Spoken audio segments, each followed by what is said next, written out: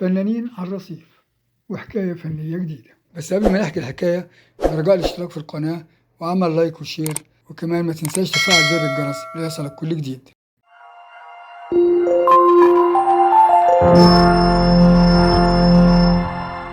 الفن سوق زي أي سوق، وزي ما السوق فيه الغني والفقير، فيه تاجر الجملة والبياع المتجول. في الفن برضه فيه النجم اللي مش عارف يودي الفلوس فين، وفيه الكومبارس أو المهمش اللي مش عارف يجيب قوته منين.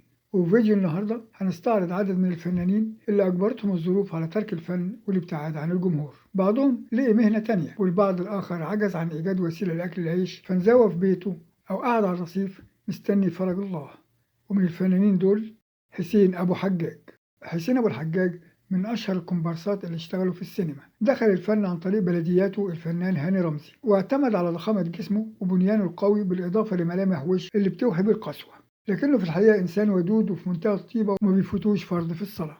ولأن حسين أبو الحجاج كان حظه أحسن من غيره من الفنانين المهمشين، لأنه من البداية ما اتخذش الفن وسيلة للرزق أو أكل العيش. فمن شبابه اتعلم مهنة إصلاح كاوتش العربيات وفتح ورشة لتصليح الكاوتش. كبرت الورشة وبقى ليها أكتر من فرع، عشان كده معناش زي كتير من الفنانين اللي امتهنوا الفن فقط والفن غدر بيهم.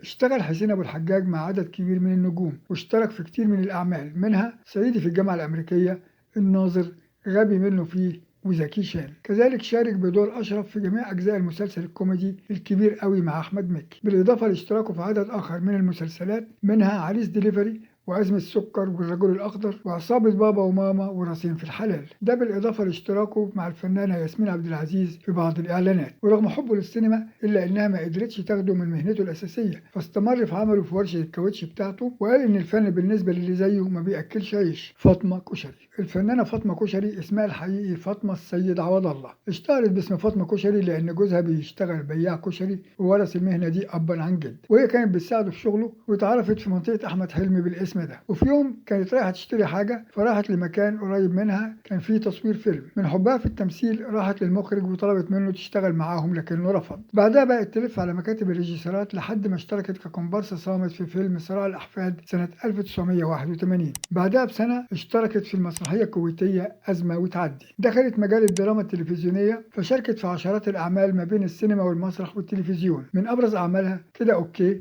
شيكامارا، أحلى الأوقات، وإتش دبور. كذلك اشتركت في فيلم أجنبي اتصور في واحد سيوة، وظهرت في بعض الإعلانات التجارية. قل الطلب عليها فرجعت لعربية الكشري، وعلى رأي المثل من فات قديم وتاه. توفيق عبد الحميد. اختفى الفنان القدير توفيق عبد الحميد سنين طويلة، طلبوا فيها العديد من عشاقه بالرجوع مرة تانية للفن، وكلموه عن افتقاد شاشة الدراما لممثل في حجمه، فتراجع عن اعتزاله. وبين اختفائه وظهوره الجديد، أعلن توفيق عبد الحميد اعتزاله للتمثيل أكتر من مرة. لكن بعد تعرض الفنان توفيق عبد الحميد لأزمة صحية، أما أصيب بانزلاق غضروفي واضطر يعمل جلسات للعلاج الطبيعي، فأعلن اعتزاله الفن للمرة الثانية بسبب ظروفه الصحية، واضطر يحول عربيته لتاكسي أجرة عشان يقدر يواجه أعباء الحياة بعد ما تخلى عنه الفن أو تخلى هو عنه. جيهان فاضل. جيهان فاضل كانت نجمة في بداية الألفية، وخطفت أنظار الجميع بجمالها الهادي وعيونها الزرقاء، وأصبحت من أشهر نجوم الوسط الفني. لكن قدمت دور في فيلم سهر الليالي اعتبر الجمهور جريء بعض الشيء، لكنه كان سبب كبير قوي في شهرتها، وتولت عليها الأعمال الفنية القليلة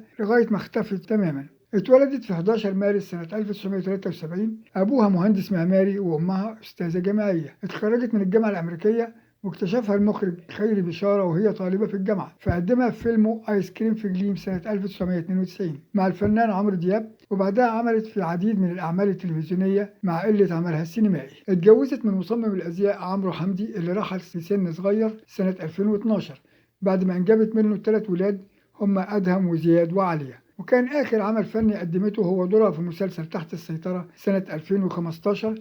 بعدها ابتعدت جيهان فاضل عن الأضواء تماما، وسابت مصر خالص واتنقلت لكندا دون معرفة الأسباب. اشتغلت هناك بياعة في سوبر ماركت في مدينة كالجاري في مقاطعة ألبرتا في كندا. وفي فبراير سنة 2020 أصبحت شريكة في مطعم طيبة المتخصص في المنتجات المصرية والشرق أوسطية، وعليه إقبال كبير من أبناء الجالية المصرية هناك. تيسير فهمي. اتولدت تيسير حسن محمود فهمي في 18 مايو سنة 1955، واللي عرفناها باسم تيسير فهمي. اتخرجت من المعهد العالي للفنون المسرحية سنة 1977 واشتغلت في بدايتها في مسرح الشباب. شافها المخرج هنري بركات وهي بتأدي أحد المشاهد التمثيلية أثناء دراستها بالمعهد، فرشحها للمشاركة في بطولة فيلم شباب تحت ال20 سنة 1979. انطلقت بعدها وتعددت أعمالها ما بين السينما والمسرح والتلفزيون، لكن كان أكثر نشاطها في التلفزيون، فقدمت عدد من المسلسلات منها الكعبة المشرفة ينشر في جريدة رسمية، أبناء ولكن، ورأفت الهجان. اتجوزت الدكتور أحمد أبو بكر اللي أنتج لها فيلم الشيطان يجد حلا،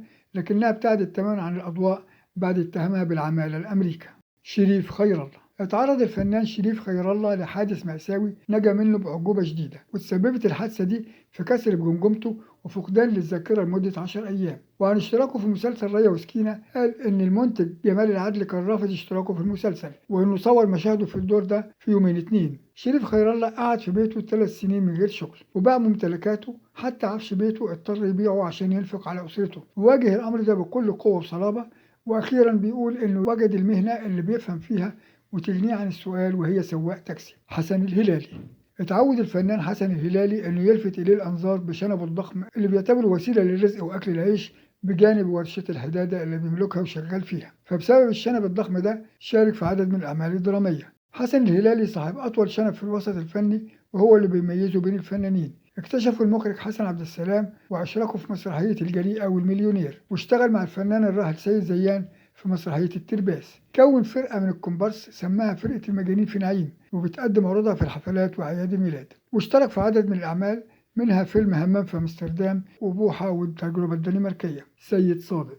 أما الفنان سيد صادق فمن مواليد 18 يونيو سنة 1945، ظهر بشكل كبير في الأدوار الثانوية، وقام في معظم أعماله بأداء أدوار الشخصيات الشريرة والخارجة عن القانون. حصل على دبلوم الصنايع وبدأ العمل في الفن في أداء الأدوار الثانوية. ساعده تكوينه الجسماني على أداء دور الشرير أو رجل الأعمال الخارج عن القانون، واشتغل في السينما والتلفزيون. ومن أهم أعماله السينمائية دوره في فيلم حسن ومرقص، كده رضا، الإمبراطور، وفوزية البرجوازية. أما التلفزيون فاشترك في مسلسل فرقة ناجي عطا الله ويتربى في عزه والنساء قادمون ولن أعيش في جلباب أبي. اشتغل مع عدد من كبار الفنانين منهم عادل إمام ونور الشريف، اللي كانت بعض المشاهد معهم فيها معارك واشتباك بالأيدي، وبدون قصد أصاب نور الشريف بنزيف من الأنف في فيلم الفتى الشرير. أما عادل إمام فلك ملاكمة حقيقية في فيلم خلي بالك من عقلك بدون قصد. ولأنه كان متأكد إن الفن مش بيأكل عيش، فاعتبر الفن هواية مش حرفة، واشتغل في مجال التجارة بجوار الفن، واستمر في عمله في المحل التجاري من سنة 67، وأثبت بكده بعد نظره، لأنه بقاله سنين لم يسند له أي دور ولا حتى دخل البلاتو من أصله. دي كانت نبذة عن بعض الفنانين اللي تركهم الفن وغدر بيهم واضطروا للجلوس على الرصيف أو في بيوتهم. من فضلك إذا عجبك الفيديو شرفنا بالاشتراك في القناة وعمل لايك وشير، وكمان ما تنساش تفعل زر الجرس ليصلك كل جديد. شكرا، السلام عليكم ورحمة الله وبركاته.